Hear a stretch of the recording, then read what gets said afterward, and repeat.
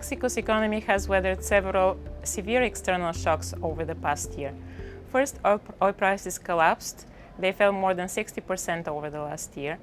At the same time, global financial volatility increased, affecting particularly emerging markets. Despite these severe shocks, economic activity in Mexico has continued to grow at a moderate pace, inflation has been low, and yields on peso-denominated bonds have been relatively stable.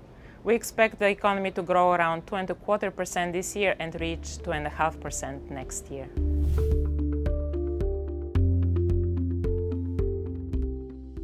We expect significant positive effects from the structural reforms that Mexico is now undertaking. Mexico is doing structural reforms in a number of areas, including energy, telecommunications, education, competition, and the financial sector. And we all have already seen some positive benefits from the reforms. For example, we have seen increased private investment in gas pipelines, in telecommunications, and in electricity generation. The financial sector reform has helped spur competition in the banking sector and brought increased credit growth. Looking forward, we expect that the reforms will increase potential growth in the medium term to between 3 and 3.5%.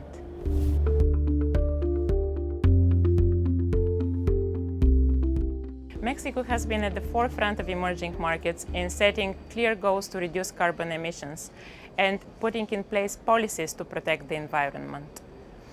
The authorities have eliminated fuel subsidies over the last few years. Starting next year, they plan to liberalize domestic prices of fuel gradually, while at the same time setting fuel taxes which are consistent or take into account the damage to the environment and the health consequences associated with fossil fuel use.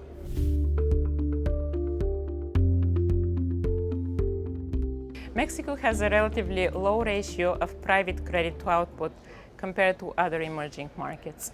And this is due to a number of factors, including a large share of an informal population, as well as a history of banking crisis in the 80s and the 90s. So looking ahead, Mexico faces the challenge of bringing banking services to the wider population, while at the same time safeguarding financial stability. And to achieve this, they need to maintain strong supervision and regulation of the financial sector, as well as closely monitor risks more generally to ensure a healthy pace of credit growth.